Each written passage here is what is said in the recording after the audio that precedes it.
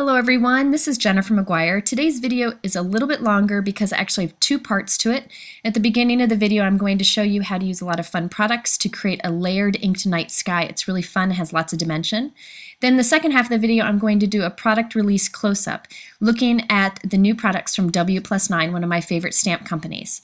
So let's go ahead and start with the card, the first part of this video. You can see in the background here there's lots of dimension and lots of color, really fun to create.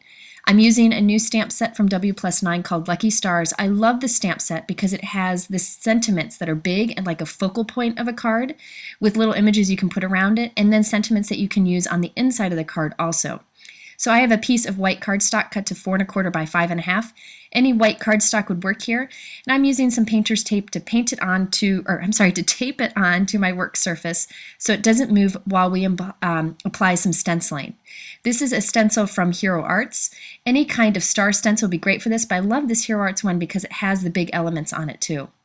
I'm using the Wendy Vecchi embossing paste today. This is a fantastic product. I have lots of videos showing how to use this product, and I'm going to apply it just to the corners of my white cardstock. So I want to leave an area in the center for my large sentiment.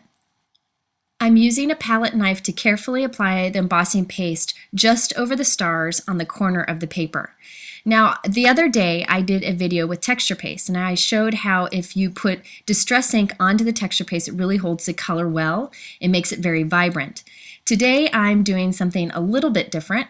I'm using embossing paste, which doesn't hold the distress ink as well, but it creates a really cool effect, which you'll see. So that's why I'm choosing to use embossing paste today, because the stars will stay a little bit lighter than the dark ink that we put around it, which you'll see in a moment. But you could use texture paste if you wanted to, you just wouldn't see the stars as much. People have asked about modeling paste. I don't really use modeling paste, I haven't had much luck with it. I really like the texture paste and the embossing paste. So this is the embossing paste. You can see how easy it goes onto the paper. You get that nice texture added to the background with these stars. Now once I have all four corners covered, I decided I wanted a few stars kind of along the right and left edge. So I'm just carefully moving my stencil just to put a couple stars here and there along the edge. Now with stencils you want to be careful because it can be kind of messy when you move it around, so you just want to be careful. You can see I'm not using much paste. I'm taking care to kind of conserve it.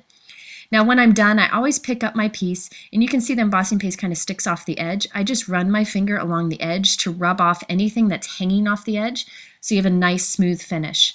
You want to wash off your stencil and your palette knife right away. You can dunk it in a bowl of water if you want to wait. And then I always work on a craft sheet, so I can easily just use a cloth or baby wipe to wipe off my work surface right away. If you don't want to dunk your or wash your stencil right away, you could use a baby wipe to clean it off, which you see me doing here. But I usually just go run it under some water, and then I don't have to worry about it drying on the stencil. Okay, so now it's time to add some color. So I let this embossing paste dry. I think I maybe left it dry for maybe 15 minutes. And now it's time to add some color on top. I'm using distress inks, and the reason I'm using distress inks is, well, there's many reasons. One is they blend super well for this background that we're going to create with lots of color. Second is when you put distress ink over the embossing paste, you can see the stars stay a little bit lighter, so they kind of resist the distress ink a little bit, so the dark color is behind those stars. And I think this is just so easy, and look how beautiful that is. You could create a fun background like this if you wanted to, keep it very simple. Now, another reason I'm using distress inks is the colors are fantastic and they blend together very well. So I'm using an ink blending tool. I'm using Chip Sapphire Distress Ink, Salty Ocean, and Seedless Preserves. Now notice I am being very careful to apply the ink very heavily and overlap all of the inks. The key to getting a blended background is overlap. So you can see I'm really overlapping quite significantly to get a nice blended look. And I'm just doing areas of the different color. And I'm being careful to leave like a really bright area right here. So I'm not putting much ink there, just for a little variation. But you can see how the embossing paste stars actually stay a little bit brighter. And I think that is so cool for this background. Now you could totally leave it as is and keep it very clean and simple, but I wanted to add some splatters on the background in a few different ways. I'm going to show you 3 different ways to do it. This is Hero Arts Unicorn White Mist. This is a fantastic white mist. I'm spraying some on my craft sheet, adding a little bit of water to kind of water it down a bit so it's more like watercolor. And then I'm going to put in a little bit of Perfect Pearls. This is a pigment powder from Ranger that is great at adding a pearly shine. When it comes in contact with the water, it stays put, so you don't have to worry about it rubbing off. So I just have my dry brush. I'm dipping some in to put onto my craft sheet to mix this up. So I have the white mist, some water, and the Perfect Pearls all mixed together. You could skip one of those if you wanted to, but I think that pearl shine is really fun. I'm using my finger to tap the brush to create the little splotches on my background. Depending on how close or how far above the paper I hold the brush, I can get tiny splatters or big splatters. So you can play around with it. I did a mix of both. So now that I have some of my white splatters, again, I could stop at this point if I wanted to, but I wanted to show you a second way you can add splatters. This is where I just use water and Perfect Pearls only. So this is creating the pearlized water, which I've shown you in a recent video. So I'm just using a piece of scrap paper to scoop some of the Perfect Pearls out. I'm telling you, these Perfect Pearls, a little jar of this lasts forever. Now, if you have a bottle of pearlized water mist together, you could just squirt this on your craft sheet and you're ready to go. So this time it's water and Perfect Pearls. So you'll see when I tap this above my piece of paper here, you'll see softer speckles along the background. These little dots aren't nearly as intense as the white that we did before, but it has more of that pearl shine and allows some of the color to show through. I'm also on just a few of the stars with the embossing paste stars. I'm painting a little of this on so those embossing paste stars also have the pearl shine to it. I didn't do it to all of them, just a few of them. Now, when the Distress ink comes in contact with water, it reacts and kind of moves a little bit. So you get that around these splotches of Perfect Pearl drops too. Now, you can see this is just beautiful as is. I think it's a great kind of galaxy looking sky. But I wanted to show you one more thing you can do, and this is super easy. Everybody has water, so anybody can do this. You can just use water to flick on it. Now, this only works really well with Distress inks. Some other dye inks work, but not as well as Distress inks. And look at anywhere those little water droplets touch the Distress ink background, it kind of moves the water and creates these kind of ghost-like dots. And I think it's just gorgeous. So I just zap this with my heat gun to kind of intensify these little splotches. And there you have a galaxy background with lots of dimension using some of the products you probably have on hand already. Now, I do want to mention that Dawn from WPlus9, who makes these stamps, she's got a great galaxy star background. It's done differently, but it's really cool, and I'm going to link here in the YouTube description below so you can check that out. Now, here you can see the difference between the splotches. Those are the water splotches. These other medium ones are the Perfect Pearl splotches, those ones there, and then the white dots from the first technique we did. So lots of variation creates a lot of dimension in a fun background, and you could mass produce that very easily. You could do a big sheet of paper and then just cut it up if you wanted to. It's now time to add the sentiment. I have a piece of vellum here. I'm using my anti-static powder tool just so we don't get powder where we don't want it.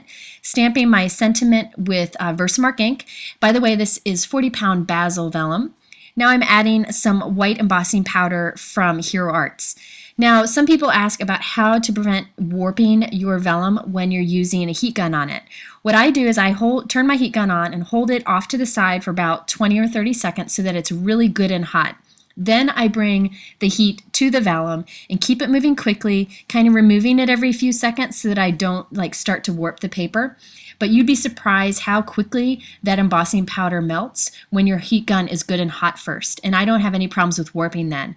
I also use the Milwaukee heat gun. It's more expensive than other heat guns, but it is by far the best. And it doesn't have as much warping because it gets hot so fast. Now I'm just going to use my trimmer to trim this down to kind of fit in the center of my piece here. I'm just eyeballing it. You could measure it if you want to, but I want to make sure that I have a lot of my inked background showing around the edges. I added my ink background to a white note card, and my vellum piece is just sitting there. I'll show you how to adhere that in a second. I used these star dies from Simon Says Stamp to die cut a bunch of glitter paper stars. Now this glitter paper is from Die Cuts with a View. I love this stuff. I hoard it. I think it's fantastic. So I have lots of stars over here. I'm not sure which I'm going to use yet, but I'm going to head and just arranging where I want them. So just laying them where I want them to be. Once I have my visual triangle of stars and a couple of them close together, that's how I like to arrange things, I'm going to go ahead and glue them down. So again, the vellum is not glued down, it's just sitting there.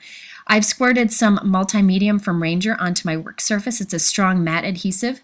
I'm going to take my tweezers and dip my little stars into that adhesive and then glue them onto the vellum.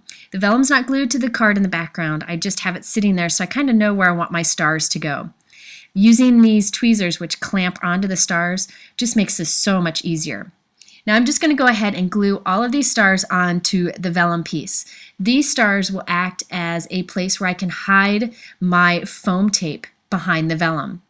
So now I have my stars all glued on there. You can see the visual triangle. I have an odd number of stars.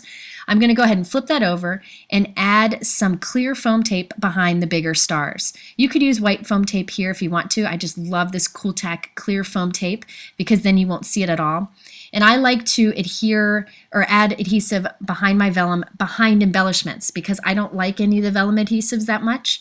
So a great way to glue your vellum on is to hide the adhesive behind embellishments that are on top of the vellum.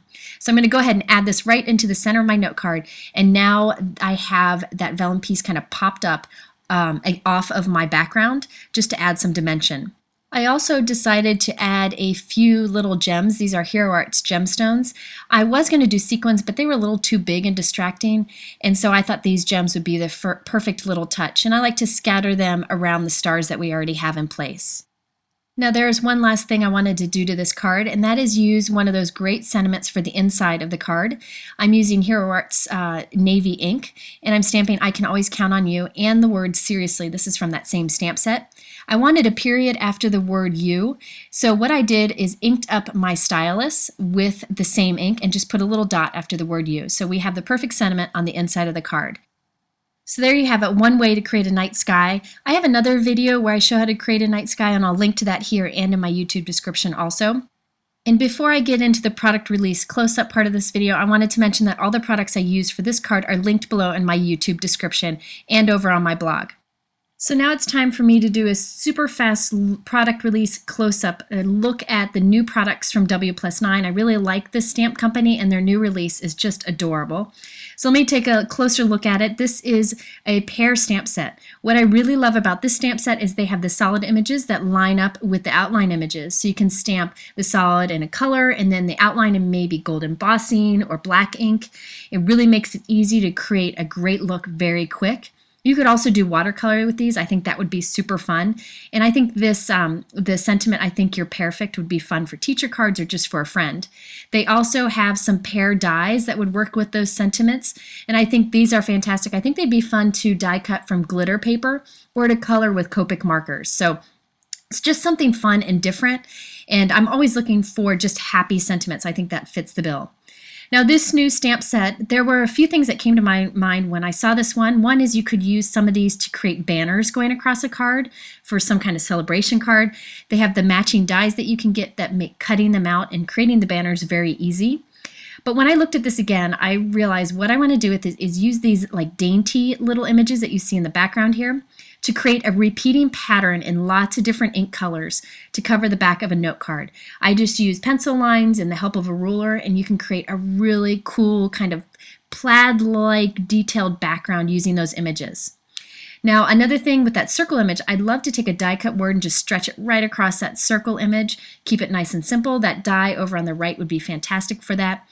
There are many things you could do with this stamp set for creating your own backgrounds or just simple images that have something a little more interesting to it. This is the stamp set that I used earlier in this video.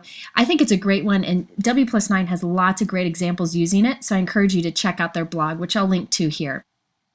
This next sentiment stamp set caught my eye because of a few particular greetings. I really like the smile, you got this, because I think that's a great encouraging message to put on cards.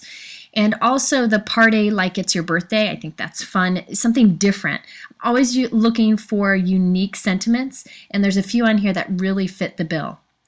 Now this next one is a great building floral stamp set. WPlus9 is fantastic at those, and I love that this has the pots and the watering cans. You can see all these images easily layer on top of each other to create lots of color. You can use embossing with them, and all of them fit together.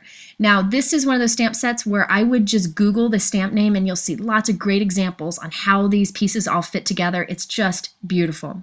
It makes it very easy to create what looks like a floral masterpiece with no effort at all because all of these pieces stamp together. They also have the matching die cuts if you want to die cut them out, but I think these stamp sets are great for creating one layer cards. Now I am in love with this sentiment set. I make more thank you cards than anything. And between this die where you can cut the words thanks or thank you and the sentiment set, you have everything you need. One of the things I really like about this sentiment set are the subtitles or the sub greetings that you stamp right under the main thank you. Like the one that says you are a blessing, so you can stamp you are a blessing, or you are simply amazing, you are one of a kind. There are many mix and match sentiments that you can get out of here. This is one of those sentiment sets that really gives you a big bang for your buck, where you can get so many things out of it. Now this is the stamp set I think that everybody's flipping over. Dawn from WPlus9 is great at watercolor, and she has done some fantastic videos, which I'll link to here, using the stamp set already.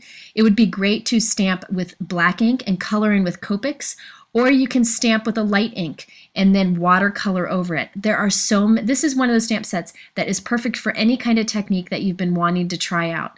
Since the outlines have such great details to them, you don't have to put much effort into it to make it look fantastic.